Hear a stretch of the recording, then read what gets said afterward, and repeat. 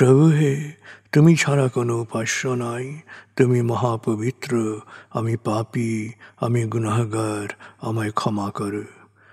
প্রভু হে, তুমি ছাড়া কোনো উপাস্য নাই, তুমি মহাপবিত্র, আমি পাপী, আমি গুনাহগার, আমায় ক্ষমা করো। প্রভু হে, তুমি ছাড়া কোনো উপাস্য নাই, তুমি মহাপবিত্র, আমি পাপী, আমি গুনাহগার, আমায় ক্ষমা করো। প্রভু হে, তুমি ছাড়া কোনো উপাস্য নাই, তুমি মহাপবিত্র, আমি পাপী, আমি গুনাহগার, আমায় ক্ষমা করো।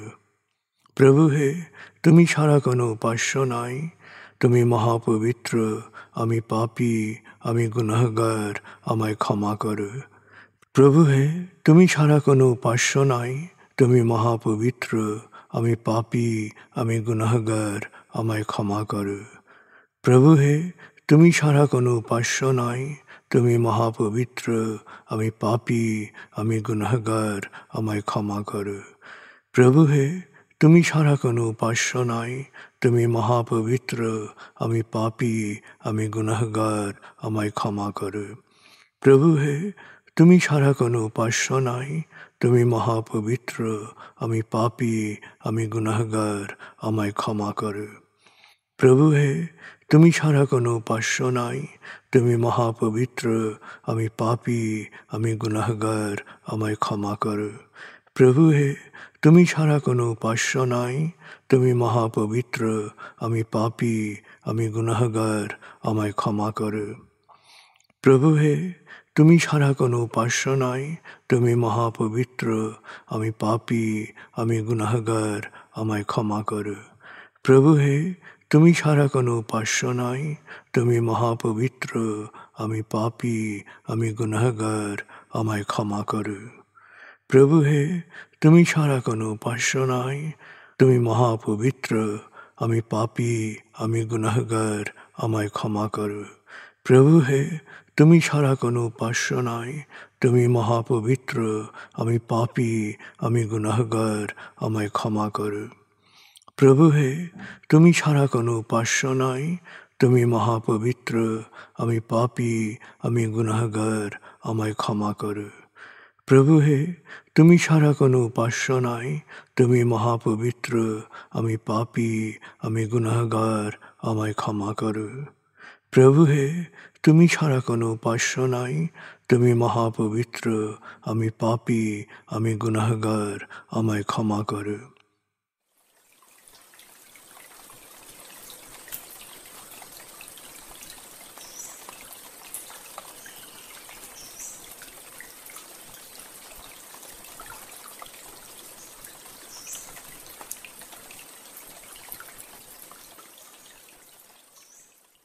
এবার আমরা সূরা তাকবীর এর মর্মবাণীর অংশ বিশেষে ডুবে যাব।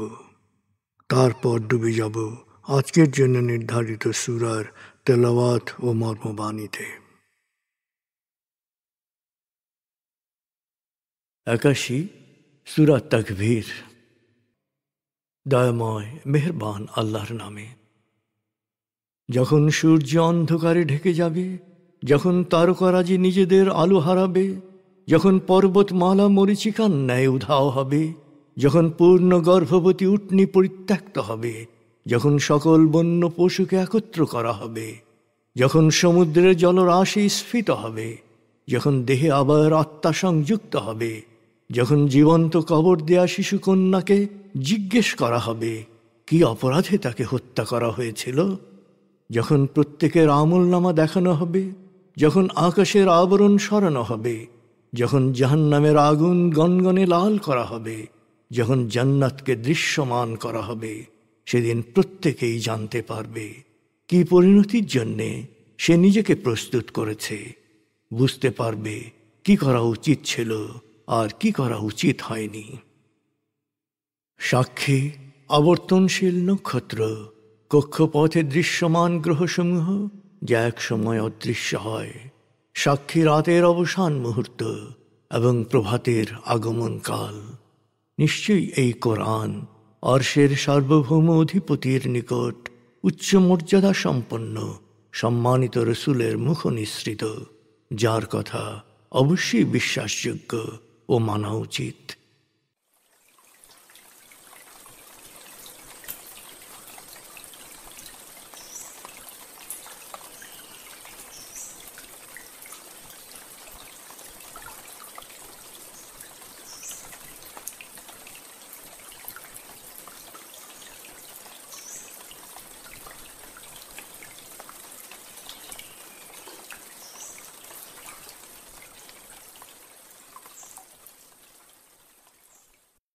এবার আমরা সূরা রাদ ৩২ থেকে ৪৩ আয়াতের তেলাওয়াত ও মর্মবাণীর গভীরে ডুবে যাব।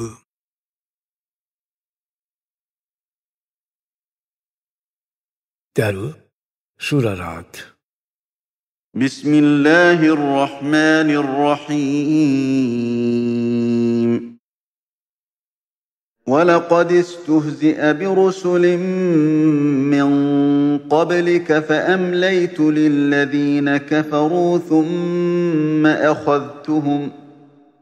ثم أخذتهم فكيف كان عقاب أفمن هو قائم على كل نفس بما كسبت وجعلوا لله شركاء قل سموهم أم تنبئونه بما لا يعلم في الأرض أم بظاهر من القول بل زين للذين كفروا مكرهم وصدوا عن السبيل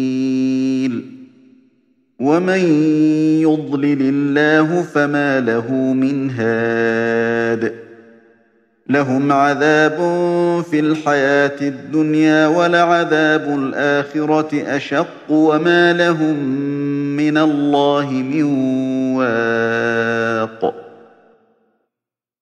مثل الجنة التي وعد المتقون تجري من تحتها الأنهار أكلها دائم وظلها تلك عقبى الذين اتقوا وعقبى الكافرين النار والذين آتيناهم الكتاب يفرحون بما أنزل إليك ومن الأحزاب من ينكر بعضه قل إنما أمرت أن أعبد الله ولا أشرك به إليه أدعو وإليه مآب وكذلك أنزلناه حكما عربيا ولئن اتبعت أهواءهم بعدما جاءك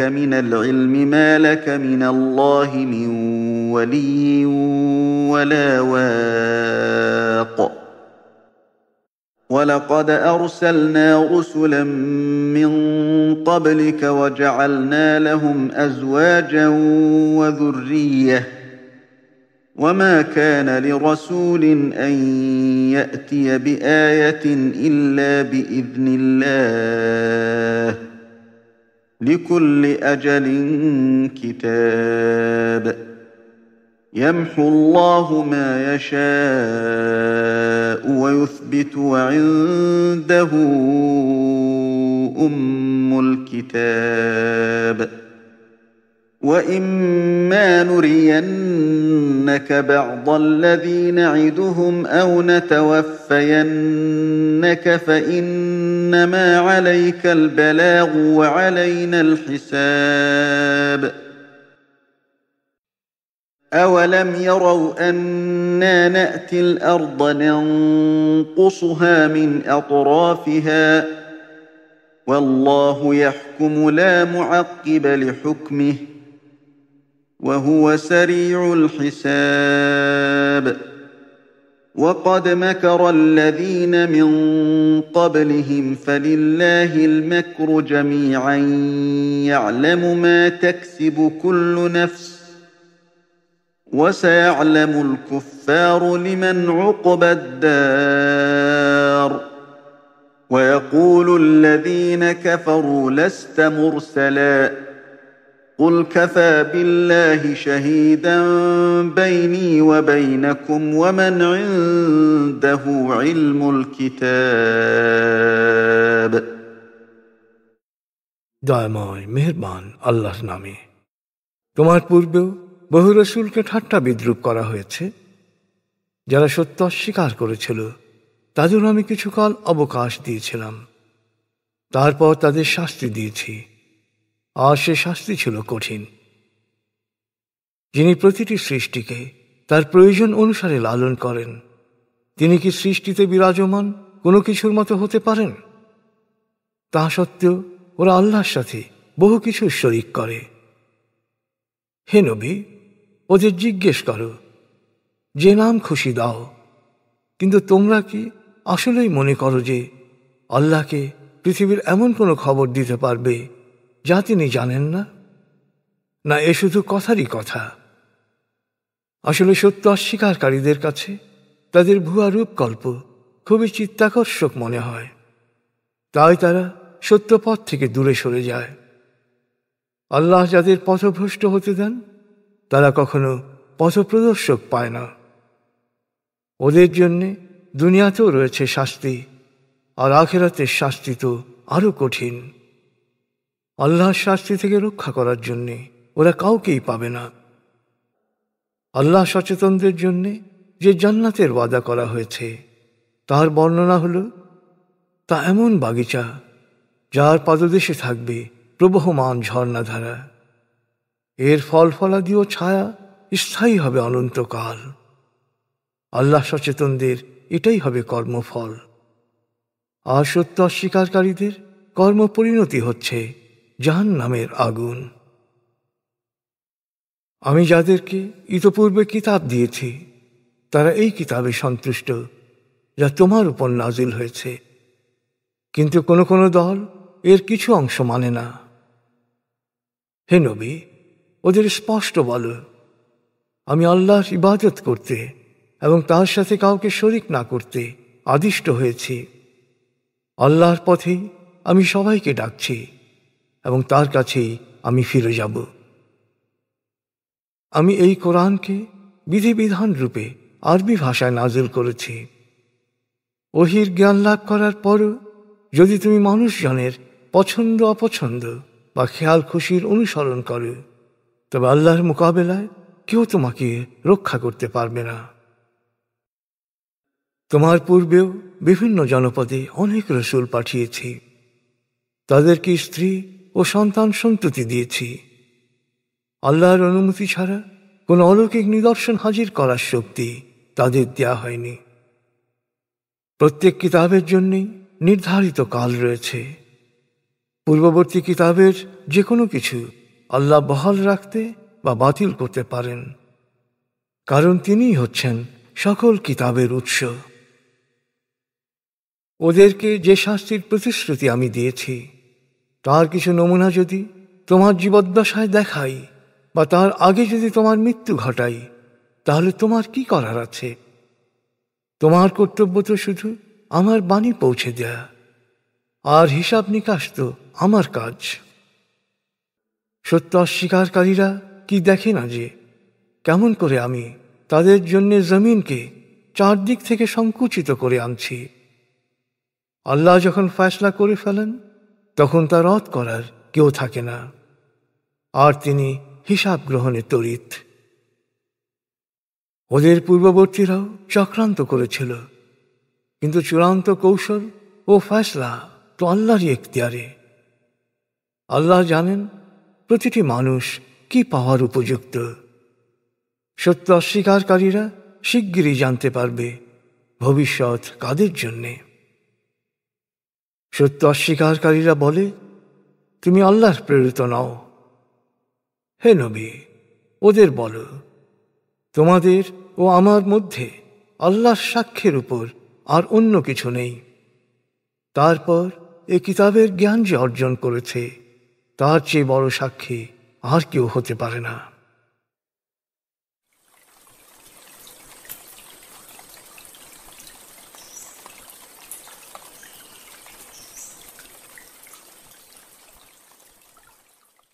আপনি এতক্ষণ মর্মবাণীর গভীরে ডুবেছিলেন। এবার আপনার মনে মর্মবাণীর যে বিষয়গুলো দাগ কেটেছে সেই বিষয়গুলোর ভাবনায় ডুবে যান।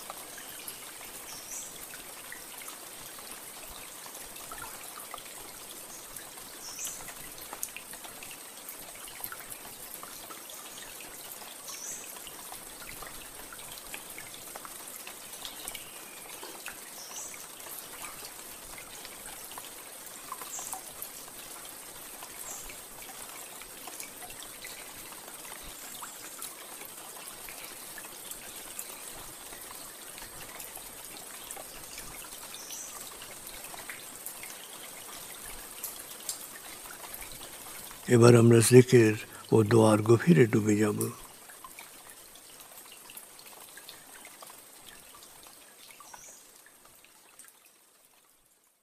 এবার হালকাভাবে চোখ বন্ধ করুন, লম্বা দম নিন, নাক দিয়ে দম নিন, আস্তে আস্তে মুখ দিয়ে দম ছাড়ুন। দম নেবেন পেটে, ছাড়বেন মুখ দিয়ে। দম নেওয়ার চেয়ে দম ছাড়তে সামান্য বেশি সময় নিন। দম নিতে নিতে ভাবুন প্রকৃতি থেকে অফুরন্ত প্রাণশক্তি শরীরে প্রবেশ করছে, আর দম ছাড়তে ছাড়তে ভাবুন শরীরের সকল দূষিত পদার্থ বাতাসের সাথে বেরিয়ে যাচ্ছে।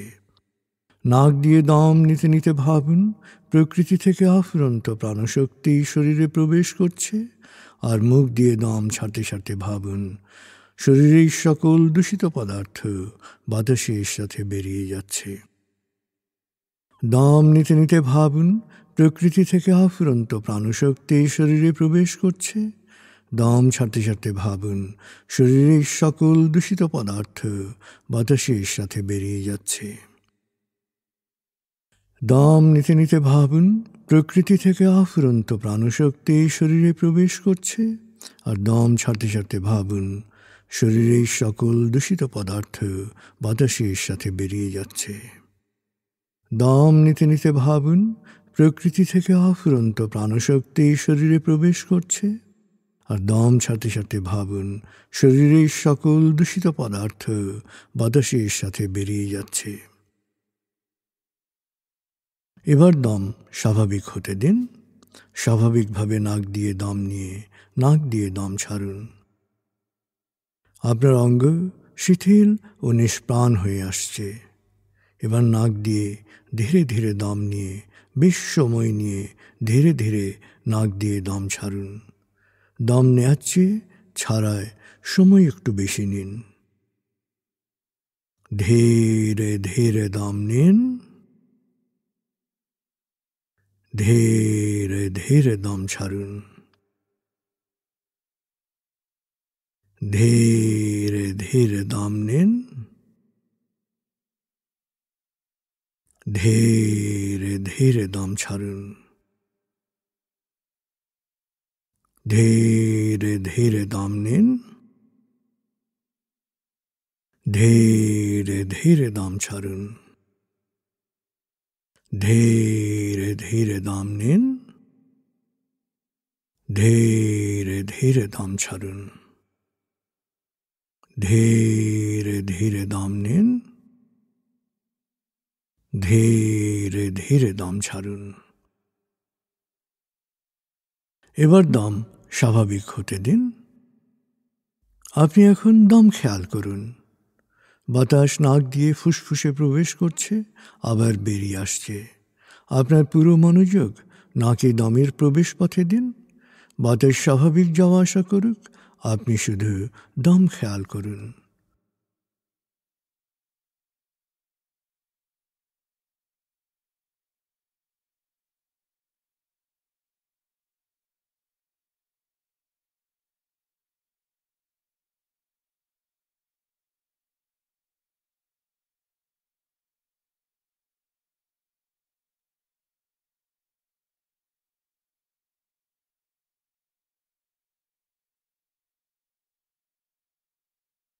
অনুভব করুন আপনার শরীর ভারী লাগতে শুরু করেছে। আরাম, আরাম, আরাম। অনুভব করুন শীতলতা স্রোতের মতো, বরফ গলা পানির মতো আপনার মাথা থেকে শরীর বেয়ে নিচের দিকে নেমে যাচ্ছে।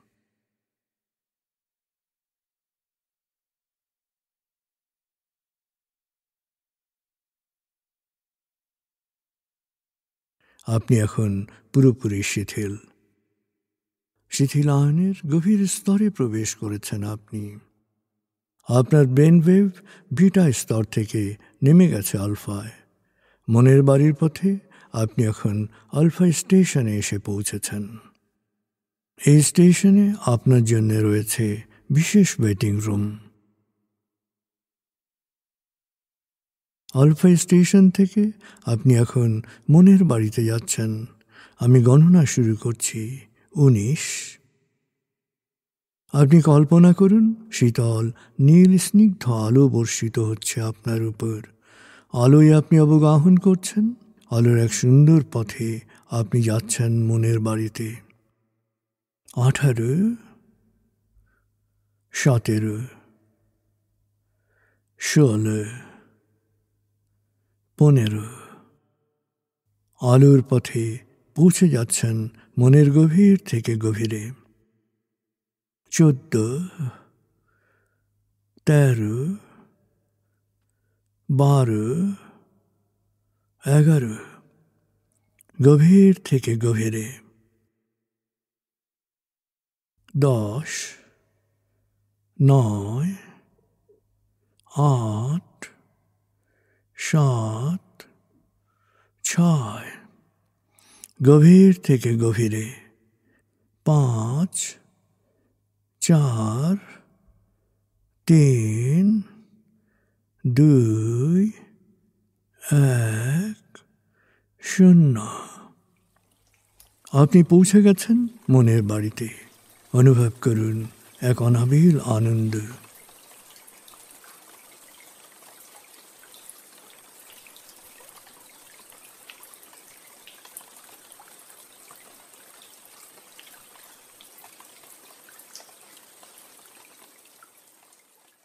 এবার মনে মনে পরম প্রভুকে স্মরণ করুন এবং করুণাময়ের ক্ষমা পাওয়ার আন্তরিক আকুতির অনুরণন সৃষ্টি করুন।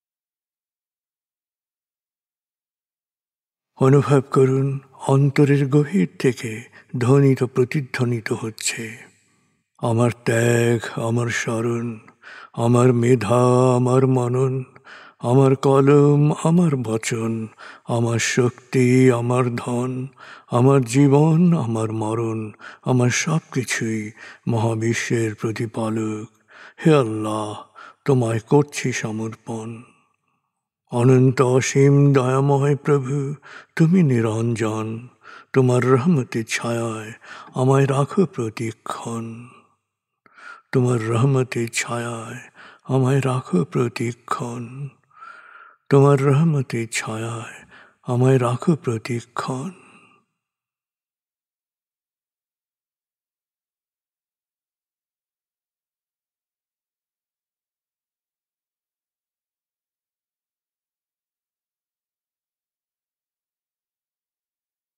নিজের সব কিছু স্রষ্টায় সমর্পিত করতে পারায় গভীর আনন্দ অনুভব করুন। আর যুগে যুগে কালে কালে সকল জনপদে যারা সত্যের বাণী, সমর্পণের বাণী প্রচার করেছেন, সকল আসক্তি, অবিদ্যা, জাহেলিয়ত, শোষণ ও বঞ্চনা থেকে মানুষকে মুক্ত করার জন্যে অক্লান্ত পরিশ্রম করেছেন, আত্মত্যাগ করেছেন, তাদের প্রতি গভীর কৃতজ্ঞতা প্রকাশ করুন। সকল নবী রসুল, বাণীবাহক, বিশেষভাবে প্রিয় নবী হযরত মুহাম্মদ সাল্লাল্লাহু আলাইহি ওয়াসাল্লামের প্রতি গভীর গভীর কৃতজ্ঞতা প্রকাশ করুন।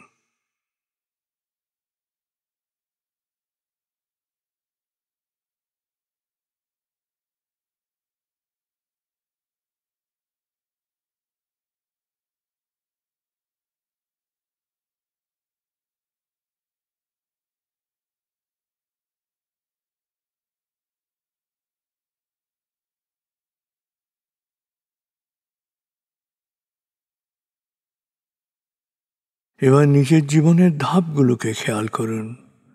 জীবনের প্রতিটি ধাপে যাদের কাছ থেকে উপকৃত হয়েছেন তাদের কথা এক এক করে মনে করুন, তাদের প্রতি গভীর কৃতজ্ঞতা প্রকাশ করুন।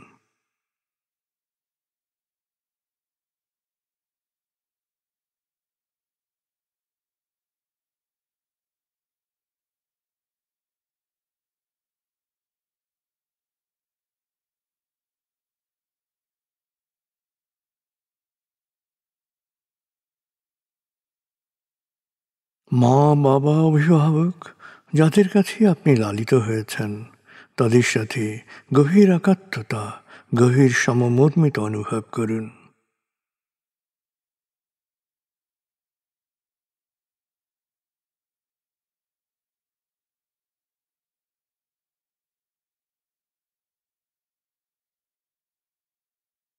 তারা কোনো রোগ ব্যাধি বা বয়সজনিত অক্ষমতায় আক্রান্ত হয়ে থাকলে তারা শৈশবে যে মমতায় আপনাকে লালন করেছেন একই মমতায় তাকে লালন করুন।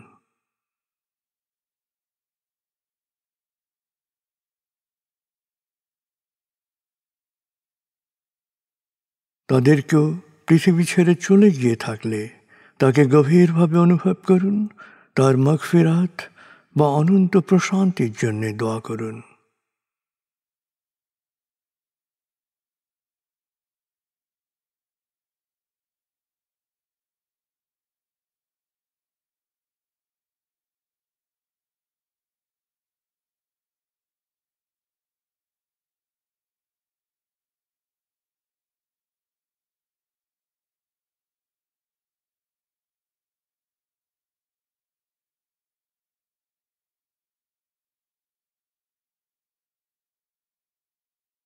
স্বামী, স্ত্রী, ভাই বোন, ছেলে মেয়ে, আত্মীয় স্বজন, প্রতিবেশী এবং আত্মার আত্মীয় যারই যে কোনো শারীরিক মানসিক কষ্ট থাকুক, দুঃখ থাকুক, যন্ত্রণা থাকুক, এক এক করে তাদের দুঃখ, কষ্ট, যন্ত্রণা, অশান্তি খেয়াল করুন।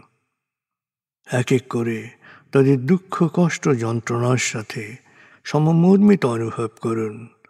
হৃদয়ের গভীর থেকে তাদের জন্য প্রার্থনা করুন। এক এক করে সময় নিয়ে প্রার্থনা করুন।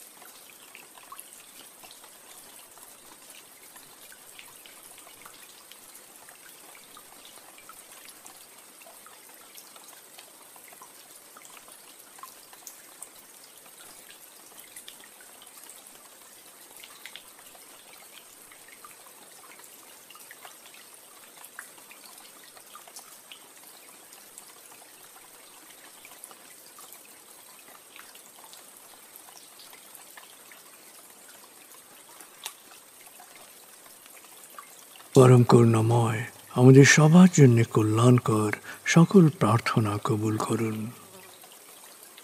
আমিন।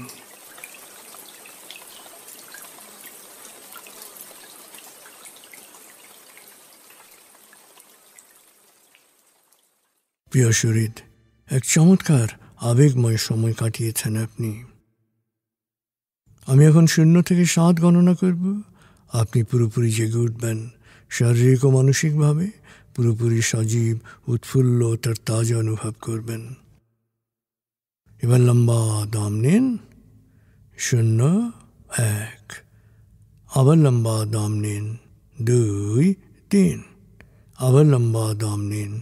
4, 5। মনে মনে বলুন, 7 গণনার পর আমি চোখ মেলে তাকাবো। আমি পুরোপুরি জেগে উঠব, শারীরিক ও মানসিকভাবে পুরোপুরি সজীব, উৎফুল্ল, তার তাজা অনুভব করব। লম্বা দম নিন। 6, 7। চোখ মেলুন। আস্তে আস্তে মাথা ও ঘাড় নাড়ুন। পা টান টান করুন। হাত নাড়ুন। জোরে বলুন, বেশ ভালো লাগছে, বেশ বেশ ভালো লাগছে।